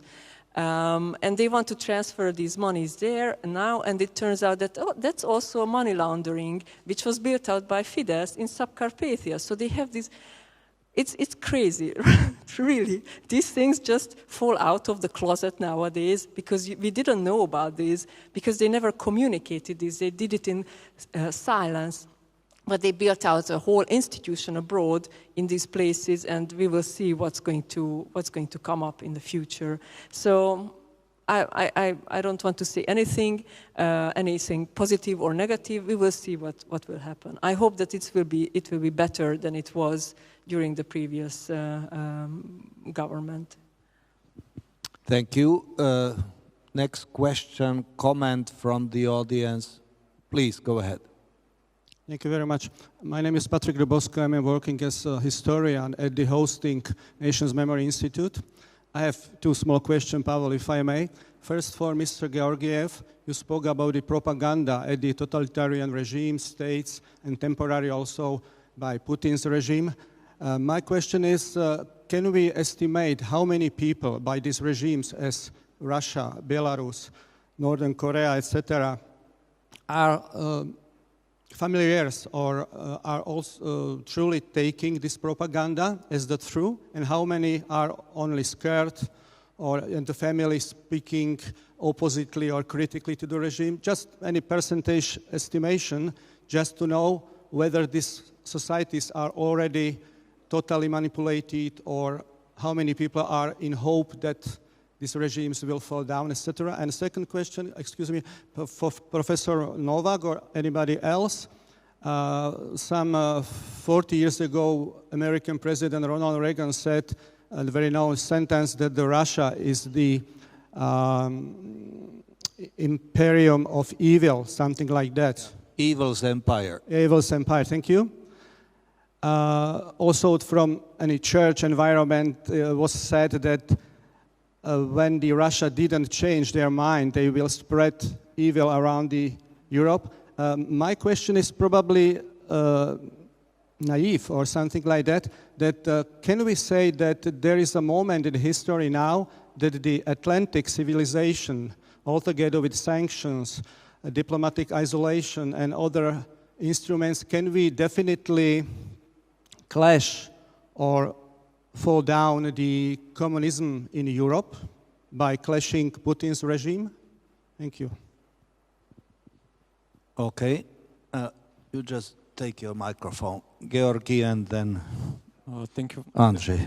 Thank you very much for this question. Of course, as a historian, the short answer would be no. I cannot estimate how many people are manipulated. However, as a historian, I would say that we should keep in mind two things. First, that propaganda has a limited effect on humans, and if we try to do research on propaganda, to take this into consideration and to have a more human approach to what it means to be manipulated, to be influenced by propaganda. So it's not only brainwashing. Second, historians deal with unintended consequences. So sometimes when you invest political power in media, sometimes with an intention of propaganda, sometimes the effect can be the opposite. And I would say that Hungary I think that Hungary is a good example, and what Boris explained how it worked. And I want to add only one dimension, which I think it was not mentioned here, what the failure of Orban's propaganda. We have to say this because it was a deep failure, because in the last weeks and days of his campaign, he put too much emphasis on the narratives of war. The main antagonist became Zelensky, and it was different. So this was a significantly different between his last propaganda campaigns and before. So sometimes when you invest a lot in propaganda in this direction, sometimes the effects will be unexpected for the propagandists. Thank you. Thank you, Andrzej. If I may just to add to that, since church was also related, and I found it fascinating that during Peter Magyar's visit, he went and paid respect to John Paul II, and that he was always keeping in mind, don't worry, don't be afraid, and all of this. So if you could add to that, to answer to a question what Patrick was asking also, role of church. And since we have quite interesting Pope now, Chicago-born, who just released this encyclical related to AI while you are meeting in Bratislava. So I think that we see that also Catholic Church and other churches are trying to tackle some of these issues, truth, life, manipulation, and so on. So as a Pole, I think that you surely were thinking a lot about that. Thank you so much. I will try to combine all elements of the question F and your suggestion, maybe starting with this AI encyclical by the new Pope. So the key question is why, not only why manipulation is produced, because this is obvious, for profit, be it political or financial. But the key issue is why it is bought, why we are buying manipulation. And the short answer is for our emotional comfort, because it suits us. And there is the difference between Hungary and Russia, a very big difference. And there are also some differences between Belarus and Russia, because that was the question also. Simply, they have different traditions, different experiences, different societies. I am not saying that Hungarians are somehow good and Russians are bad. Simply, they are different, with different traditions. And in Russia, when Ronald Reagan said these words in 1983, I shared his view, but he was saying these words not about Russia, but about the Soviet Union. He aimed at communism, essentially, not against Russians as nation or as, one can call it civilization or something like that. So at that time I shared, I would say, this perspective that there was something evil in that system that annihilated so many millions of lives. But I didn't believe in this civilizational, I would say, aspect that Russians are somehow doomed by their tradition. But after 40 years now, I am changing my opinion. Of course, I would never say that Russians are doomed, but there are so strong elements in their history, in their culture, in their traditions, and in their last 30 years, extremely intensive propaganda, even much more intensive than in Hungary. But what makes a real difference between Hungary and Russia is that this propaganda, Putin's propaganda, is well embedded in Russian traditions, not just like in Hungary. That makes much more difficult these prospects for getting rid of that evil element in Russia. I still hope it is possible. This is, I would say, if I may say, a Christian view, to have this hope for a change, for a better, for every nation, every person. But practical prospects are meager. Different situation is in Belarus. Belarus is still a different society, ruled in a very authoritarian way. But again, Belarus traditions, however very much influenced by Russia and especially by Soviet times, are different from Russians. Simply Belarus people are slightly different than Russians. So I have more hopes for the positive change, if political, of course, changes would be possible at all.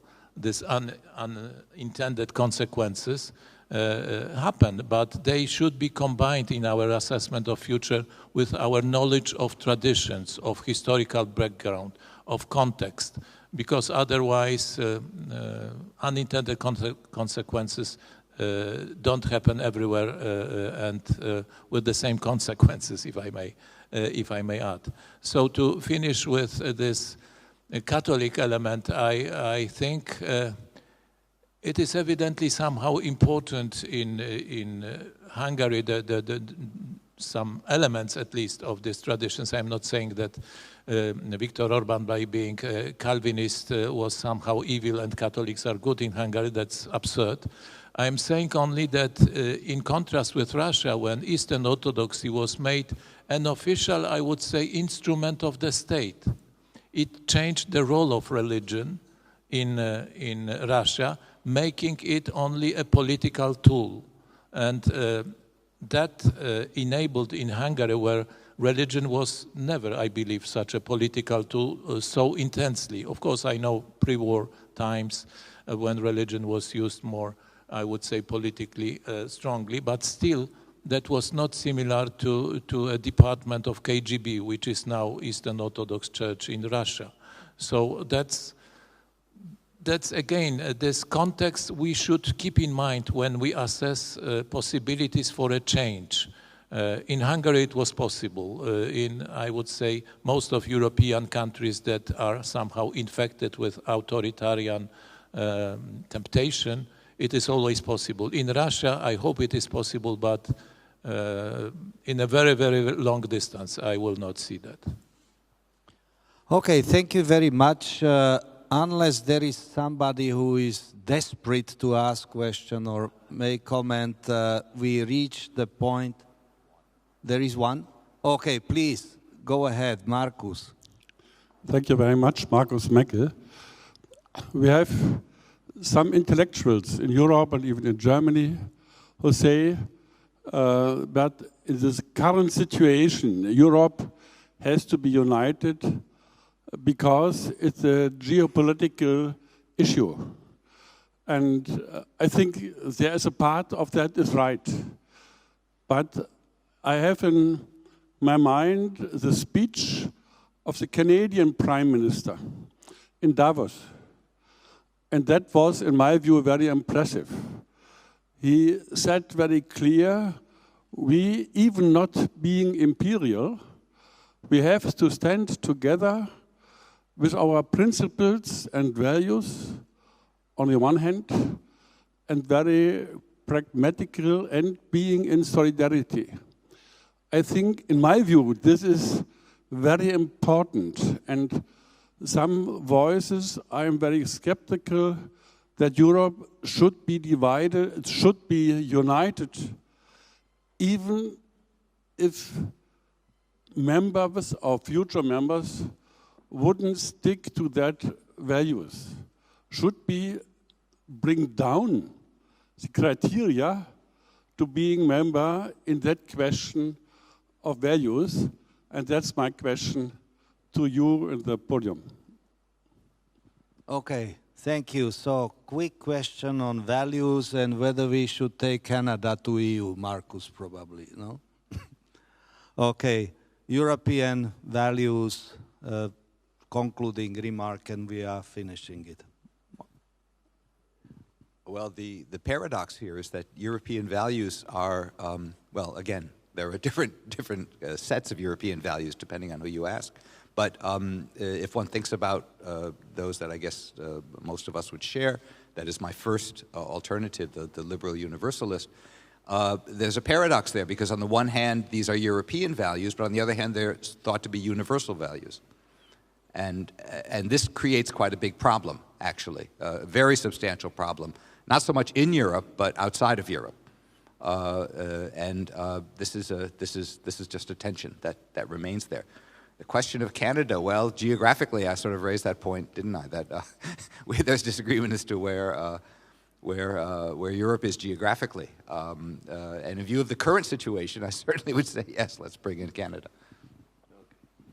You take your microphone. Okay. Thank you.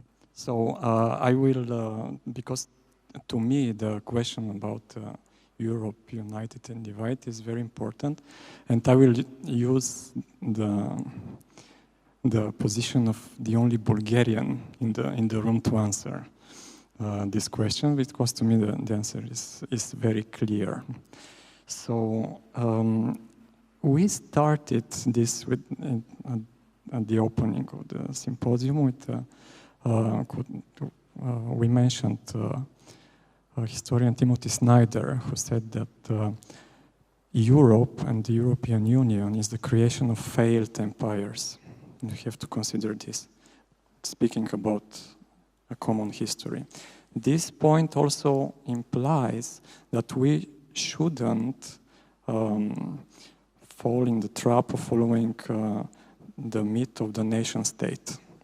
Because, as a Bulgarian, now I'm speaking as a Bulgarian, it for us is very clear. Bulgaria is a small country. It has always been at the peripheries of empires. The Ottoman Empire, then we were the most loyal, as you all know, satellite of the Soviet Union.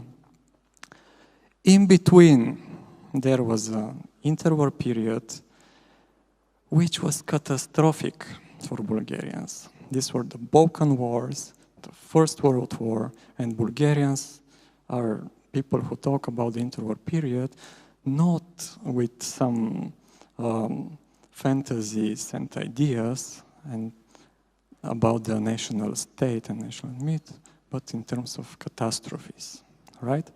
So one may argue that another point of reference can be the 90s. I can also say that, of course, we were not part of the EU back then, but Bulgaria was devastated by a financial crisis and hyperinflation. So when we talk about being united, we have to consider this, and Boris said in her presentation, this myth of the innocent nation, that we were like angels in this monument, not to return to this, to think about history and to approach history and facts, not the myths of nation, and to return to something that actually doesn't exist and is part of our fantasy and imagination. Thank you, Heidi. Thank you. I think it's a question we have to take home, to my mind, and discuss it further, because we have to think about where the EU is coming from. It was started as a containment project of Germany to contain German influence in Europe, and then developed this community of values and norms, which I totally share and which I would like to have fulfilled them ourselves. But I would say we shouldn't, and this is a point I am thinking about currently very strongly, because it's our these values and norms have been developed in European civilization, and the question is it a civilizational mission that we want to spread these values all over the world?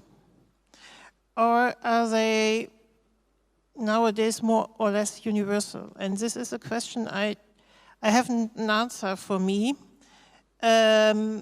because I know I'm quite engaged in other research fields too, and I have discussions with colleagues, and it is a question how, if we share these values and these ideas, do we have the right to put them on everybody else? And this is a question I can't answer and I don't want to answer. But I think it's a point we can get home and each of us can decide it for ourselves. But for Europe, I would say if states want to join us and join this common values system, please come. The question is if we should call the European Union. This is another point. But in principle, who wants to share shall come, but we can't implement it if nations don't want it. Thank you. Boris? Well, I can only partially answer this question, and I think I will answer it as a Holocaust historian. So if you remember, on one of my slides, I showed the monument for the victims of German occupation. Now, if you come to Budapest and go to Liberty Square and you will see this monument, on the other side of the street, there's a huge, long pile of stones and lots of family pictures and lots of flowers and lots of small objects which belonged to Holocaust victims or Holocaust survivors. And that is the so-called counter monument, the so-called living monument, because people who were resisting against the government's agenda and the government's memory politics, they started to show their opposition even before this memorial was erected. And they started to bring these objects there, and it is called living monument because still today there are people going there and putting stones and putting family photographs or the stories of their families there. And to me this shows that one of the most important values in the European Union is that we respect each other's opinion, and there's a multiplicity and there are lots of minority memories and or the memories of minorities and the memories and interpretations of history from minorities, which have to be taken into consideration, and we cannot force them into oblivion with the government's monument. So I think this is a very good example of how basically the opposition against the government lived and managed to somehow show itself even despite a hegemonical narrative. And I think this is one of the most important, if not the most important, values in the European Union, that there is a multiplicity of opinions and narratives, and we have to accept them because we live together and we come from different cultures, different histories, and we have to live together with these and not be enemies of each other, but try to accept each other. Thank you very much. Last but not least, Andrzej.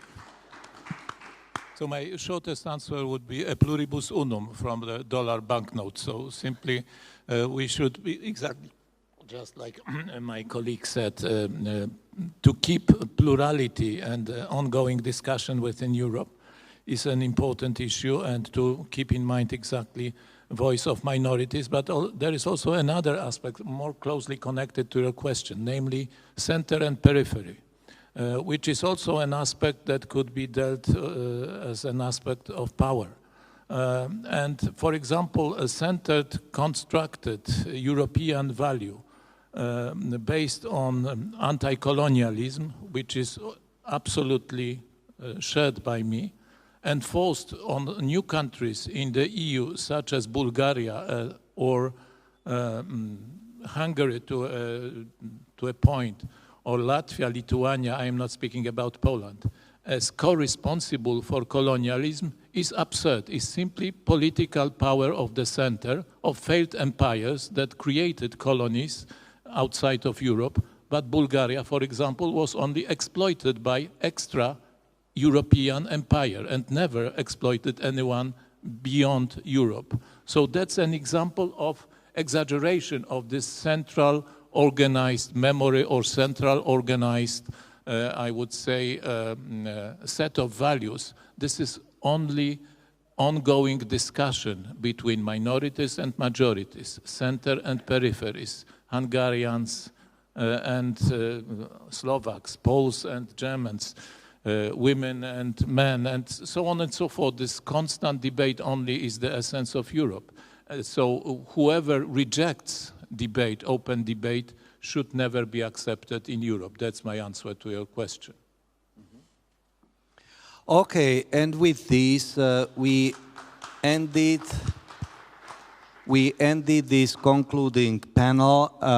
I don't know whether organizers would still like to have concluding remarks, but as a moderator, it was my true privilege to moderate this quintet of very wise and mostly sincere people. I was a little bit nervous, so many historians, whether it will not be too technical, but I think you did a fantastic job, and I wanted to really thank Mark, Georgi, Heidi, Bori, and Andrzej. Thank you very much.